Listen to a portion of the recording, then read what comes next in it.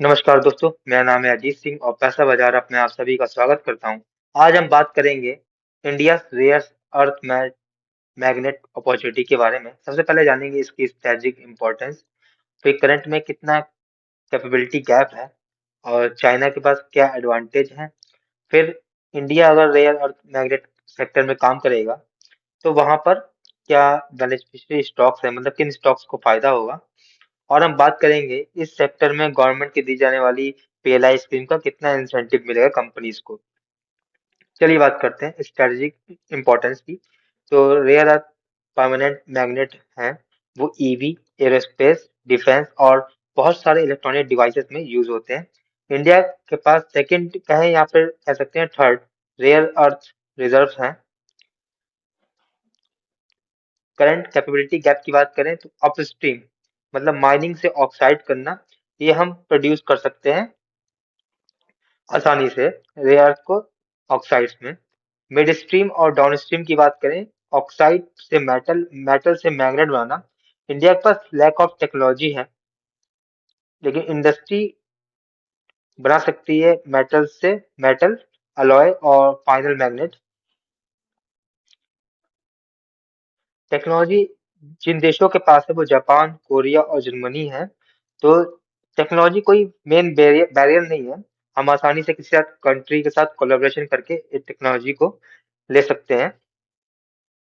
जो चाइना के पास subsidy advantage है, चाइना हैवली सब्सिडाइज करता है मैग्नेट प्रोडक्शन को।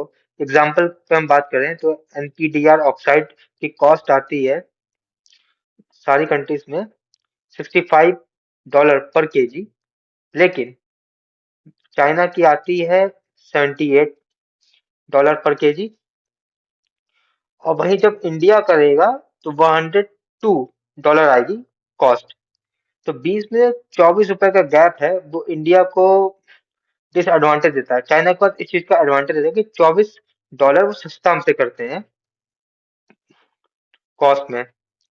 तो गवर्नमेंट ने इनिशिएटिव लिया है पीएलआई स्कीम के तहत कि गवर्नमेंट ऑफर कर रहा है 13 to 18% का इंसेंटिव, जिससे कि ये कॉस्ट गैप है $24 का पर केजी का, ये कम हो सके। स्कीम की ड्यूरेशन रहेगी 7 साल और इसमें 2 साल इंडस्ट्री सेटअप का टाइम इंक्लूड किया गया है।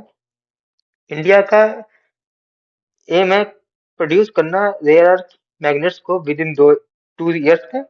और ये स्कीम प्राइवेट प्लेयर्स के लिए और गवर्नमेंट एजेंसीज मतलब कंपनीज के लिए, केसेस के लिए भी एलिजिबल है इसमें।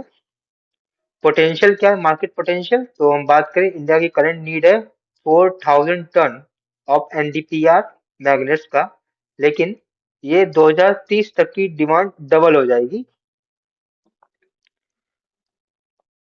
सॉरी, 4000 नहीं 40,000 है।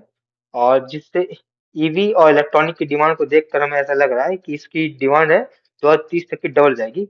और बेनिफिशियरी स्टॉक्स की बात करें माइनिंग सेक्टर में, तो इस पीएलआई स्कीम से रेयर अर्थ मैग्नेट में प्रोडक्शन में माइनिंग में फोकस कंपनियां हैं। वेदांता जो मेजर प्लेयर है exposure to rare earth rated minerals में, जो मतलब ऑलरेडी माइनिंग का काम करती है। हिंदुस्तान जिंक वेदांता की सब्सिडरी है और एक पीएसयू कंपनी भी है जो माइनिंग और प्रोसेसिंग का काम करता है। और GMDC Gujarat mineral and development corporation भी मिनरल माइनिंग एक्टिविटीज में इन्वॉल्व है। और जब भी रेयर अर्थ मिनरल्स की बात आती है तो इस स्टॉक में काफी अप्स एंड डाउन आते हैं। हिंदुस्तान कॉपर, ये भी गवर्नमेंट की कंपनी है, माइनिंग कॉपर का काम को करती है, रेटेड मिनरल काम करती है और थोड़ा सा पार्ट वो रेयर अर्थ वैल्यू चेन का भी करती है।